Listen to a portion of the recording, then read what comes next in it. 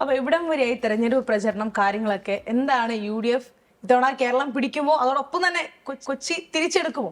ജനങ്ങൾ ആഗ്രഹിക്കുന്നത് പോലെ UDFിൻ്റെ ഭരണം വരണം. അതിനുവേണ്ടി ഞങ്ങൾ കഴിഞ്ഞ കുറേ നാളുകളായി എൻ്റെ മുന്നൊരുക്ക പ്രവർത്തനം നടത്തുകയാണ്.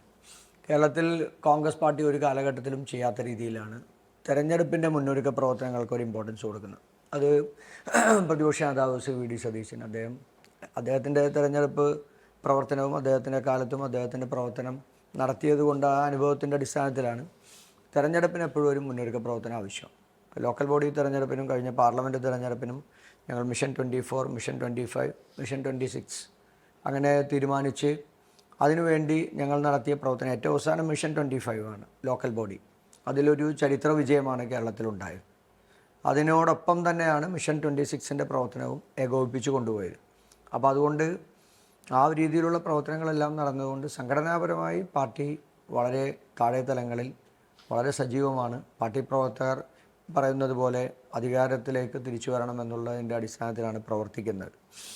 മറ്റുള്ള തർക്കങ്ങളോ ബഹളങ്ങളോ അതൊന്നും അവരെ ബാധിക്കുന്ന ഒരു വിഷയങ്ങളല്ല. അങ്ങനെ ഒരു പ്രശ്നവും പാർട്ടിക്കകത്ത് പഴയ കാലഘട്ടത്തിൽ ഉണ്ടായതുപോലൊന്നും ഇപ്പോൾ അങ്ങനെയുള്ള പ്രശ്നങ്ങളില്ല. അപ്പോൾ തിരിച്ചു വരും. ജനങ്ങൾ ആഗ്രഹിക്കുന്നത് അതുതന്നെയാണ്. കാരണം ഈ ഭരണത്തിനെതിരായി ജനങ്ങൾ വോട്ട് ചെയ്യുന്നുണ്ട്. അതിൻ്റെ ഒരു പെർസെൻറ്റേജ് നമുക്കറിയാം. നമ്മൾ പ്രവർത്തിക്കുന്നതിനപ്പുറത്ത് നമുക്ക് വോട്ട് കിട്ടുന്നത് ജനങ്ങൾക്ക് നിലവിലുള്ള ഭരണത്തിലുള്ളൊരു വലിയ അതൃപ്തിയുണ്ട്. ആ അതൃപ്തി തീർച്ചയായും ഈ നിയമസഭാ തെരഞ്ഞെടുപ്പിലും പ്രതിഫലിക്കും. അതെല്ലാ തലങ്ങളിലുള്ള ജനങ്ങളുണ്ട്. ഓരോ ജില്ലയും ഇപ്പോൾ UDFന് വലിയ മേൽക്കോയ്മയുള്ള ജില്ല, അല്ലെങ്കിൽ ലീഗിന് വലിയ സ്വാധീനമുള്ള മണ്ഡലങ്ങൾ, അങ്ങനെയൊന്നുമില്ല. എല്ലാ നിയോജക മണ്ഡലത്തിലും കേരളത്തിലെ കോൺഗ്രസ് പാർട്ടി എക്കാലത്തും തോക്കുന്ന നിയോജക മണ്ഡലത്തിൽ പോലും ഇത്തവണ ജയിച്ചു വരാനുള്ള വലിയ സാധ്യതയാണ്. ജനം അത്രയ്ക്ക് മടുത്തു. ഒരു ഭരണമാറ്റം ജനം ആഗ്രഹിക്കുന്നുണ്ട്. അതുകൊണ്ട് UDF ചരിത്ര ഭൂരിപക്ഷത്തോടു കൂടി അധികാരത്തിലേക്ക് വരും. കോൺഗ്രസ് തുടങ്ങി വെച്ച ഞങ്ങളുടെ ഒരു നരേറ്റീവ് ഉണ്ട്.